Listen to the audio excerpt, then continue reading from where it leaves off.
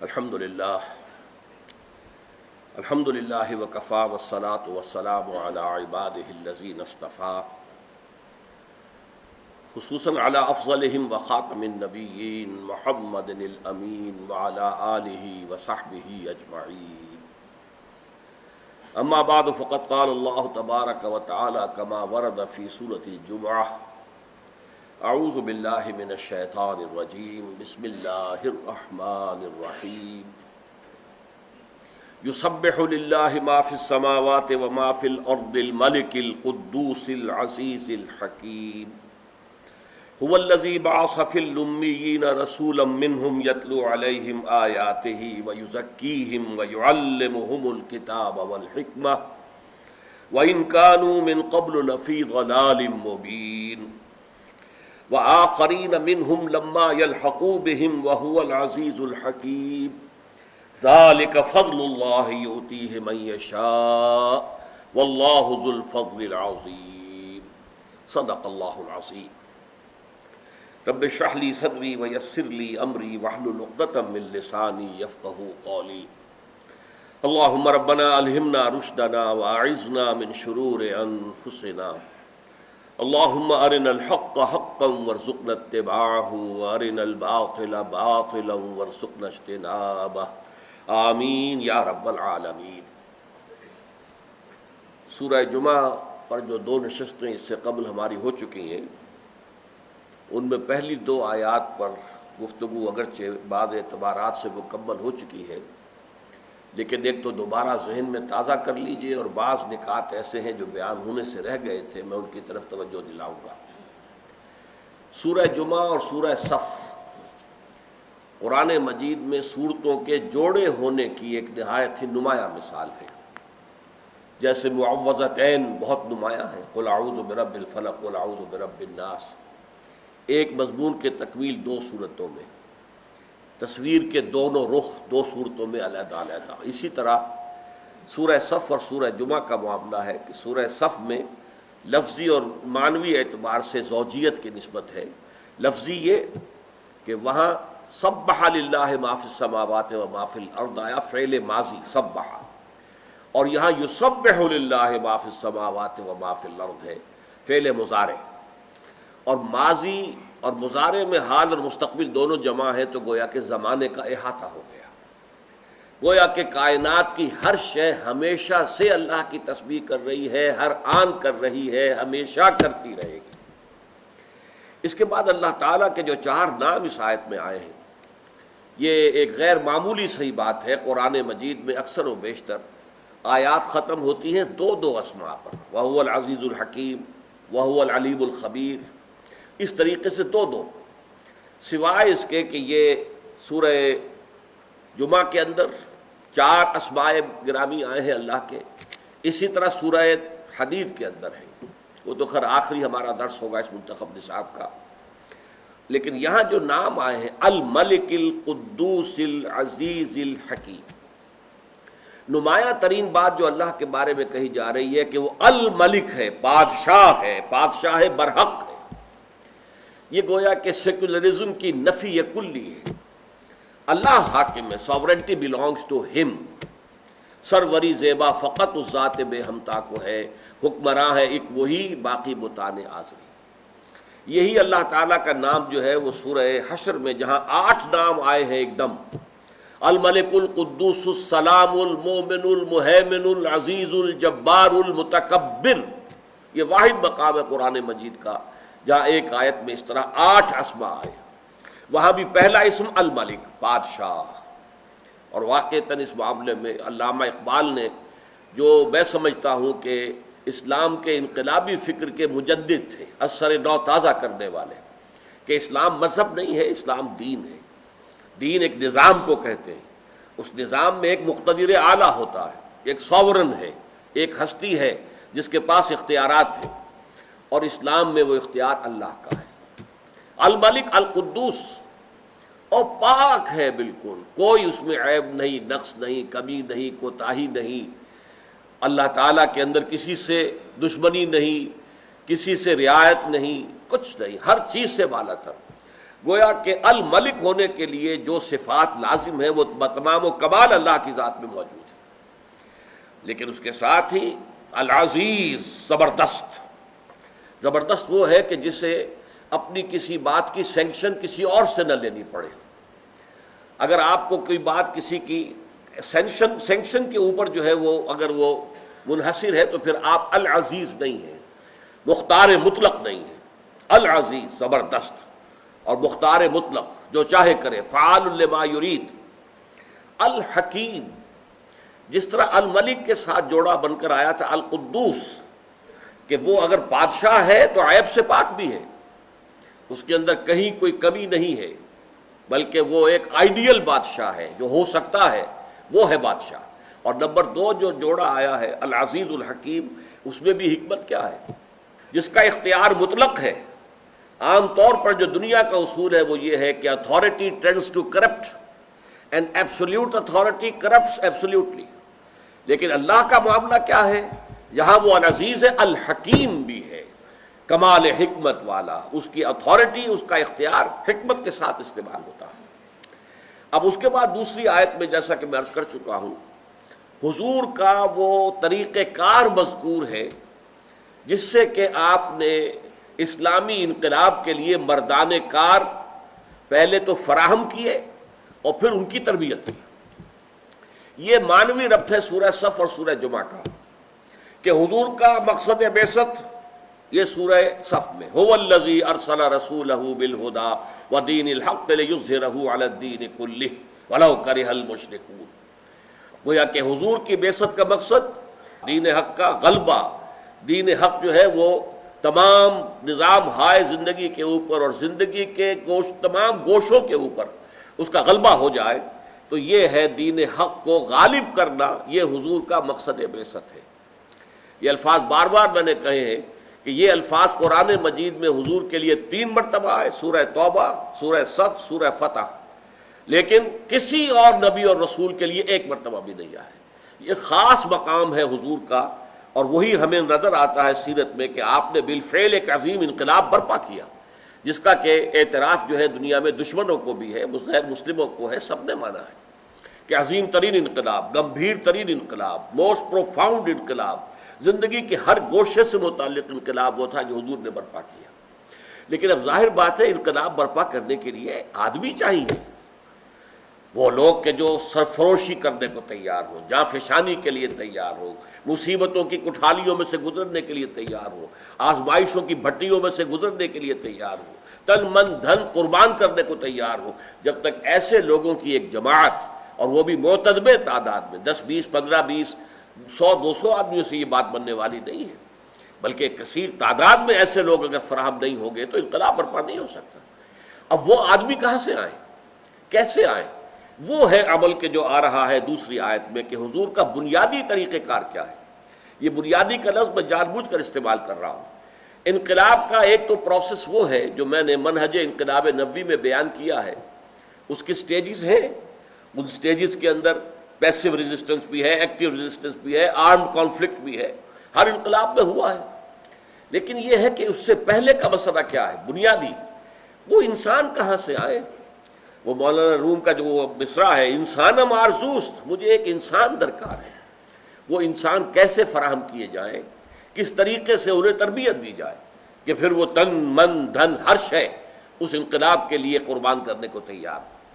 وہ ہے جو آیا ہے دوسری آیت میں، هو الذی بعث فی الامیین رسولا منہم یتلو علیہم آیاتہ، نمبر 1، ویزکیہم، نمبر 2، ویعلمہم الکتاب والحکمہ، نمبر 3 اور 4، وَإِن كَانُوا مِن قَبْلُ لَفِي ضَلَالٍ مُبِينٍ۔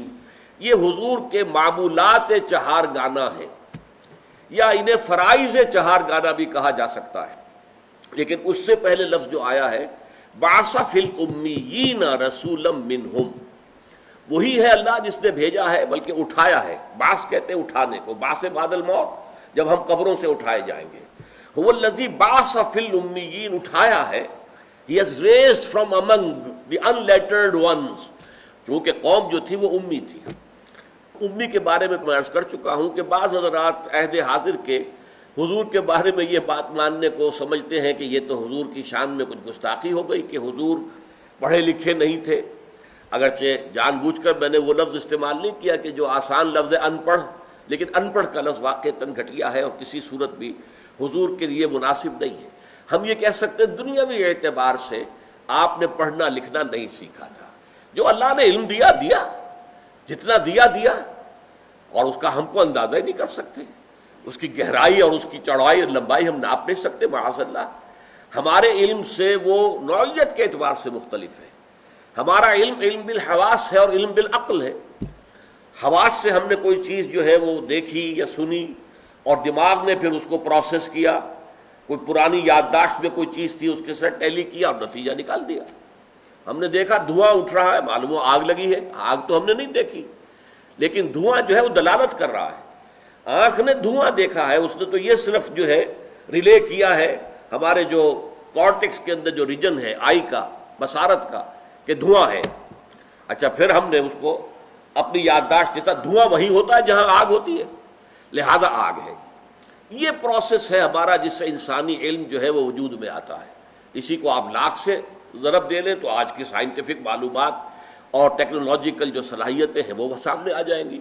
ایک علم وہ ہے کہ جو اللہ کی طرف سے دیا گیا ہے، اس علم کا ہم کو اندازہ کر ہی نہیں سکتے، نہ ہم اس کو ناپ سکتے ہیں، نہ تول سکتے ہیں، نہ اس کے بارے میں کوئی رائے قائم کر سکتے ہیں، وہ اللہ کا علم ہے۔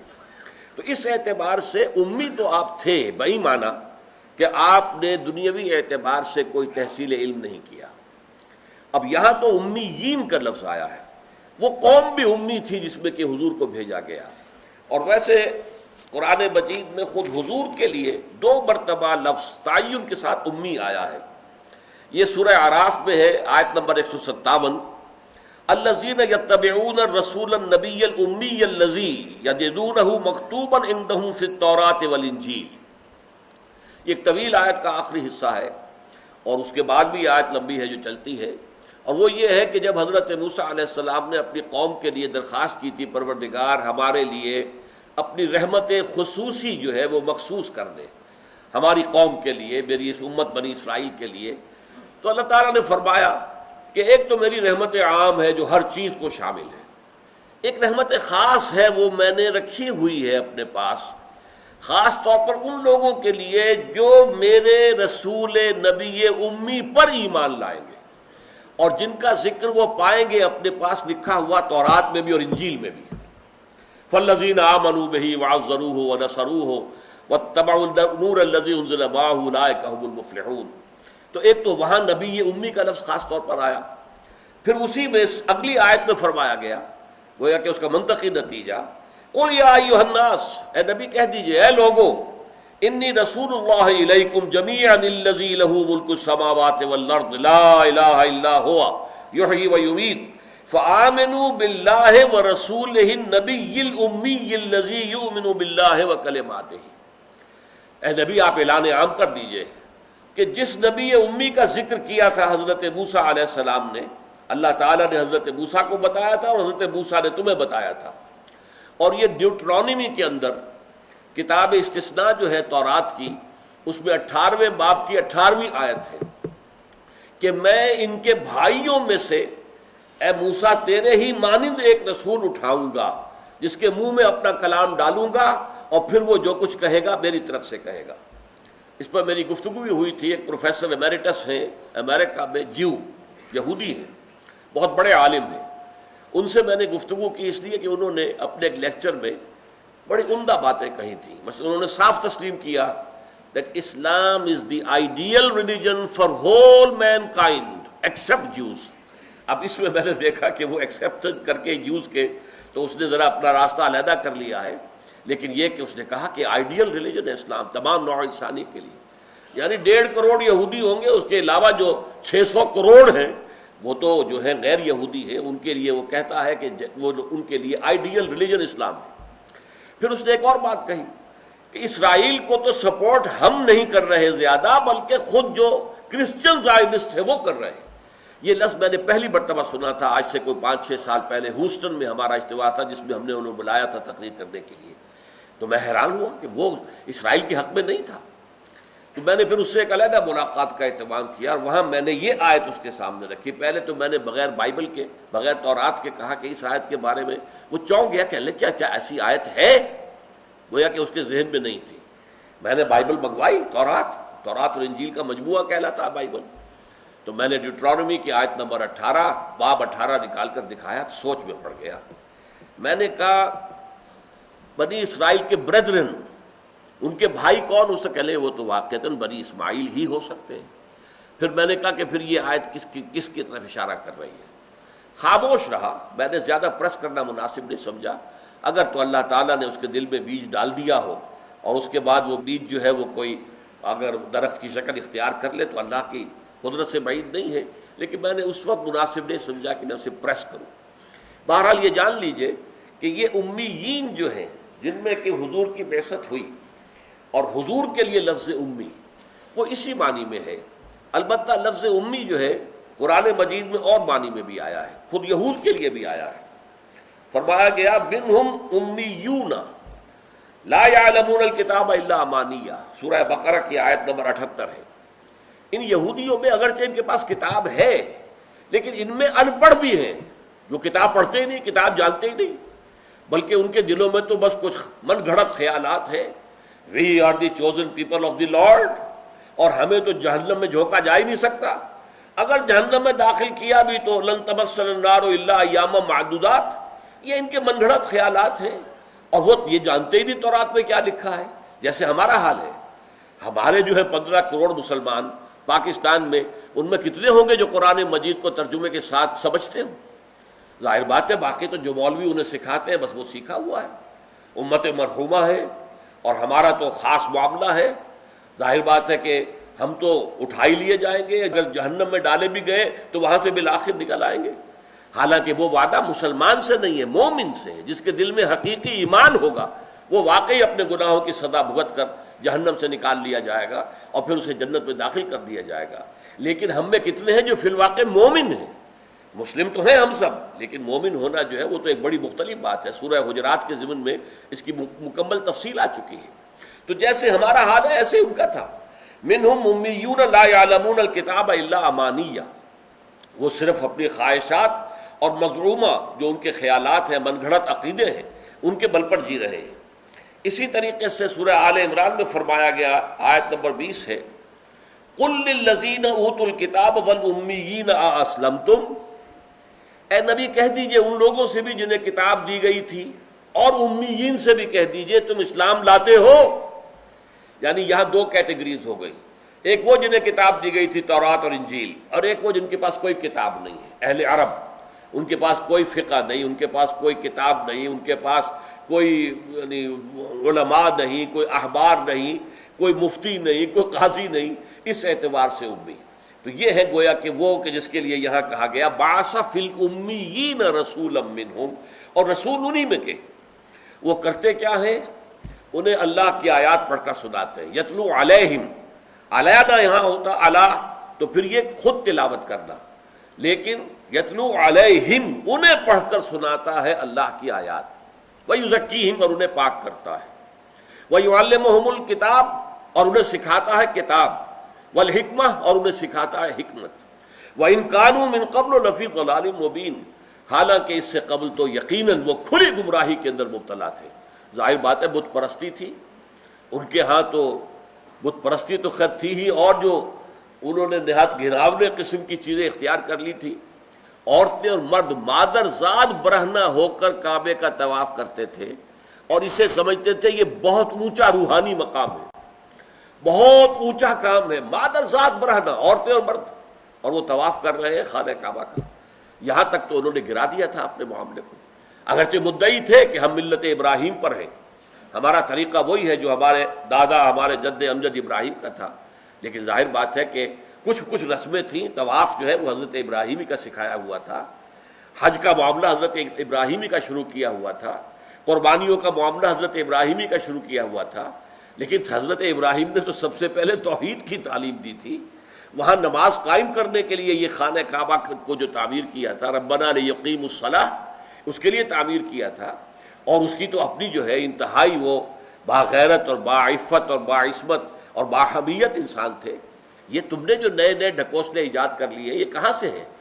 تو وہ اب ان کو وَإِن كَانُوا مِن قَبْلُ لَفِي ضَلَالٍ مُبِينٍ، اگرچہ اس سے قبل وہ نہایت کھلی ہوئی گمراہی میں تھے، یقیناً کھلی ہوئی گمراہی میں تھے، لیکن ان میں اللہ تعالیٰ نے اپنا رسول نبی امی جو ہے مبعوث کیا ہے. اب اس پہ تھوڑی سی گفتگو پچھلی مرتبہ ہو چکی تھی کہ یہ ایک پروسیس ہے. آج ذرا اس کا تجزیہ پھر کر لیجئے. ایک نارمل انسان کو سامنے رکھیے. ایک نارمل انسان، میں اصل میں یہ لفظ کس کے مقابلے میں استعمال کر رہا ہوں؟ ایک شخص وہ ہے جس کی فطرت مسخ ہو گئی ہے، گناہوں میں گندگیوں میں اتنا آلودہ ہے، غرق ہے کہ وہ اندر اس کی فطرت کا نور بالکل ختم ہو گیا. یا ایک شخص وہ ہے جو تعصب کی وجہ سے کوئی بات سننے کو تیار نہیں.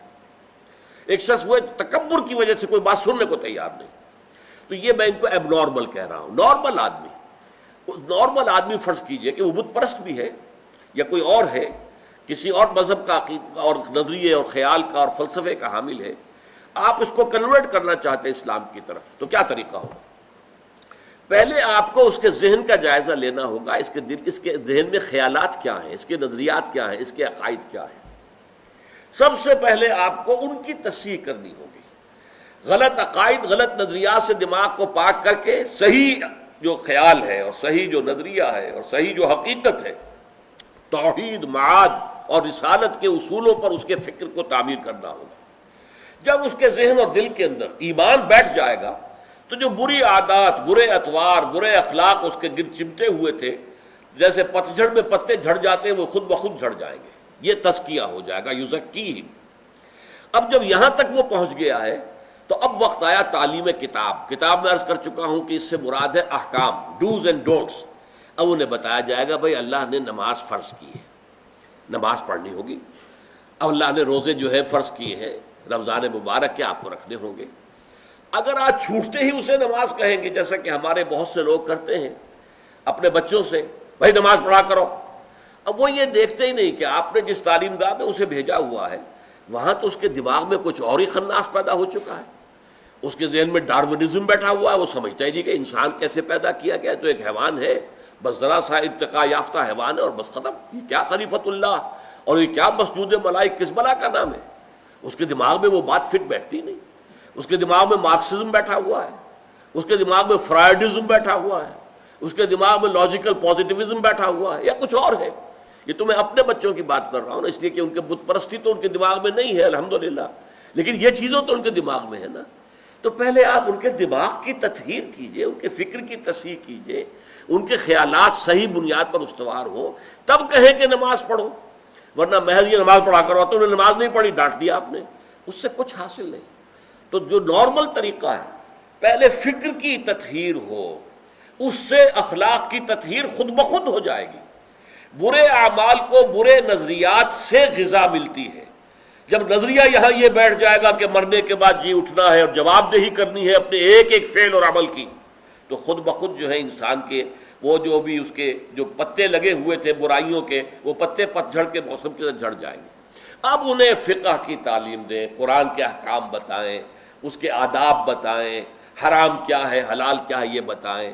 اور پھر سب سے اونچا درجہ جو ہوگا، اسے کہیے کہ متخصصین جو ہوتے ہیں، اسپیشلائزڈ، وہ حکمت کی تعلیم ہو. اور حکمت کیا ہے؟ ایک حکمت اصولی ہے، حکمت ایمانی، حکمت ایمانیہ راہم بخواں.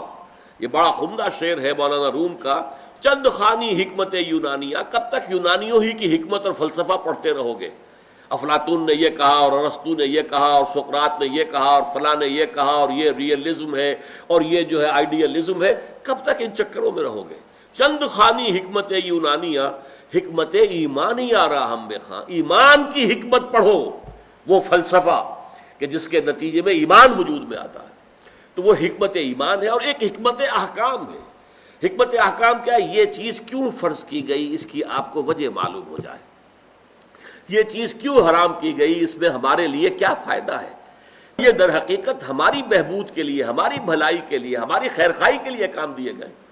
جب یہ چیزیں معلوم ہوتی تو اب شریعت بھاری نظر نہیں آئے گی، بلکہ وہ شریعت تو آپ کے اپنے دل کی آواز ہوگی کہ ہاں ایسا ہی ہونا چاہیے، فی الواقع یوں ہی ہونا چاہیے تھا. دیکھنا تقریر کی لذت کہ جو اس نے کہا میں نے یہ جانا کہ گویا یہی میرے دل میں ہے. یہ ہے natural process of converting a person to Islam and ایمان. اس طریقے سے حضور صلی اللہ علیہ وسلم نے لوگوں کو تیار کیا. پہلے قرآن مجید ان کو پڑھ کر سناتے رہے. جن کے اندر فطرت جو ہے ابھی کچھ بھی بیدار تھی، تھوڑی سی بھی، چاہے کمزور تھی، مزمحل تھی، اندر روح جو ہے وہ ابھی مری نہیں تھی، وہ کھنچ کر آ جائیں گے. جیسے کہ میگنیٹ جو ہے وہ لوہ چون کو، لوہے کی چیز کو کھینچ لیتا ہے، وہ کھنچ کر آ جائیں گے. اب ان کو قرآن مجید کے ذریعے سے ایمان کی تعلیم، اور قرآن مجید کے ذریعے سے ان کا تزکیہ، اور قرآن مجید کے احکام کی تعلیم، اور قرآن مجید کی حکمت کی تعلیم، یہ چاروں چیزیں قرآن سے متعلق ہیں. اس لیے کہ حضور کا اعلی انقلاب قرآن ہے. اتر کر حرا سے سوئے قوم آیا اور ایک نسخہ کیمیا ساتھ لایا. بہت عمدہ شعر ہے مولانا حالی کا کہ حرا سے اترے نسخہ کیمیا لے کر قرآن مجید، اور ایک نسخہ کیمیا ساتھ لایا. تو یہ اتر کر حرا سے سوئے قوم آیا اور ایک نسخہ کیمیا ساتھ لایا. اس سے آپ نے تو انقلاب برپا کیا. اب اس میں دو باتیں تھوڑی سی اور نوٹ کرنے کی ہیں، پھر ہم اگلے سیشن میں اگلی آیت پر چلیں گے. نمبر ایک یہ کہ یہ جو 4 اسماء اللہ کے آئے تھے، ان کا تعلق ہے براہ راست ان 4 جو فرائض چہارگانہ حضور کے ہیں.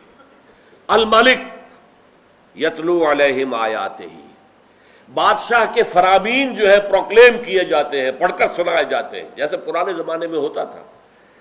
ڈگڈگی بجائی، لوگوں کو جمع کیا، یہ فرمان شاہی نیا آیا ہے، سن لو کان کھول کر. یہ الملک کا یہ گویا کہ عکس ہے، یتلو علیہم آیاتہ. نمبر 2 القدوس، وہ پاک ہے. اسی طرح ہمارا نبی، ہمارا رسول تمہیں پاک کر رہا ہے قرآن کے ذریعے سے. القدوس اس کا عکس، یزکیہم. العزیز، مقتدر اعلی، قانون ساز، دی لا گیور. اس کے لیے یعلمہم الکتاب، اس کی شریعت، اس کے احکام، اس کی طرف سے منزل شدہ ڈوز اینڈ ڈونٹس وہ تمہیں سکھا رہا ہے. اور الحکیم، حکمہ، تعلیم حکمت. وہ حکیم ہے، الحکیم ہے، لہذا اس کا رسول تمہیں بھی حکمت سکھا رہا ہے. اور نمبر 2 نقطہ یہ ہے کہ میں نے آپ کو بتایا تھا یہ الفاظ قرآن مجید میں 4 مرتبہ آئے ہیں، لیکن جب حضرت ابراہیم اور حضرت اسماعیل کے دعا میں الفاظ آئے ہیں ان میں ترتیب مختلف ہے. ربنا وبعث فیہم رسولا منہم یتلو علیہم آیاتک ویعلمہم الکتاب والحکمہ ویزکیہم. یہ یعلمہم الکتاب والحکمہ اس کو پہلے لا کر اور تزکیہ جو ہے اس کو آخر میں رکھا تھا حضرت ابراہیم اور حضرت اسماعیل نے علیہم الصلاۃ والسلام. لیکن قرآن مجید میں اللہ کی طرف سے 3 دفعہ یہی آیت آئی. سورہ بقرہ میں بھی آئی، کما ارسلنا فیکم رسولا منکم یتلو علیکم آیاتنا ویزکیکم، یہاں یزکی پہلے ہو گیا ہے، اور یعلمہم الکتاب والحکمہ وہ بعد میں آیا ہے. یہی ترتیب پھر سورہ جمعہ میں ہے، یہی ترتیب سورہ آل عمران میں ہے. لقد من اللہ علی المؤمنین اذ بعث فیہم رسولا منہم یتلو علیہم آیاتہ ویزکیہم ویعلمہم الکتاب والحکمہ. اور وہی ہم یہاں پڑھ رہے ہیں، هو الذی بعث فی الامیین رسولا منہم یتلو علیہم آیاتہ ویزکیہم ویعلمہم الکتاب والحکمہ. اس میں کیا حکمت ہے؟ اگر تو ایسا ہوتا کہ 2 مرتبہ وہ ترتیب ہوتی، 2 مرتبہ یہ ہوتی، تو ہم کہتے کہ برابر ہے، اس میں کوئی فرق نہیں. جب یہ ہے کہ 1 مرتبہ وہ آئی ہے اور وہ انسانوں کی طرف سے ہے، چاہے حضرت ابراہیم بہت بڑا اونچا مقام ہے تو انسان، اور حضرت اسماعیل ان کے صاحبزادے ہیں لیکن ہے تو انسان. انہوں نے اپنے حیثیت سے سوچ کر تزکیہ کو بلند ترین مقام قرار دیا، لیکن اللہ تعالیٰ نے اس کے اندر تصحیح کا لفظ تو درست نہیں ہے، اس لیے کہ ظاہر بات ہے کہ دونوں رسولوں کی بات بھی غلط تو نہیں تھی، لیکن امپروو کیا ہے، اس کو بہتر کر دیا ہے. اور وہ امپروومنٹ کیا ہے کہ تزکیہ پہلے اور تعلیم و کتاب و حکمت بعد میں. کیوں؟ جب تک نیت خالص نہ ہو چکی ہو علم کا حصول بیکار ہے، بلکہ نقصان دہ ہے. اپنے دل کے اندر تو اپنا تکبر ہے، اپنی ہستی کو پروجیکٹ کرنا مقصود ہے، لوگوں پر روب گانٹنا مقصود ہے، اپنے علم کی دھاک بٹھانا مقصود ہے، اپنی خطابت کا سکہ جمانا مقصود ہے. ایسے آدمی کے لیے علم جو ہے وہ مفید ہونے کی بجائے مضر ہو جاتا ہے. وہ اسے استعمال کرتا ہے اپنے ان مقاصد سیئہ کے لیے. تو تزکیہ ہوگا، نیت درست ہو چکی ہوگی، تب علم کا حصول مفید ہوگا. علم را برتن زنی مارے مبد، علم را بر دل زنی یار بود، یہ بھی مولانا روم کا شعر ہے. علم کو اگر اپنے تن کے لیے استعمال کرو گے تو یہ سانپ بن جائے گا تمہارے لیے، اور علم کو اگر دل کے اوپر استعمال کرو گے تو یہ تمہارا یار ہوگا، دوست ہوگا. علم را بر تن زنی مارے بود، مار سانپ کو کہتے ہیں. علم را بر دل زنی یار بود. تو تزکیہ کو اللہ تعالیٰ نے ان تینوں مقامات پر مقدم کر کے ہمیں یہ رہنمائی دی ہے کہ تعلیم کتاب و حکمت، اور میں یہاں لفظ بدل رہا ہوں، تعلم کتاب و حکمت، سیکھنا. کتاب اور حکمت کا سیکھنا مفید تبھی ہوتا ہے جبکہ نیت کی اصلاح ہو چکی ہو، تزکیہ ہو چکا ہو، ورنہ بصورت دیگر انسان علم کو بھی دنیا داری کے لیے استعمال کرتا ہے. بارک اللہ لی و لکم فی القرآن العظیم ونفعنی وإیاکم بالآیات والذکر الحکیم.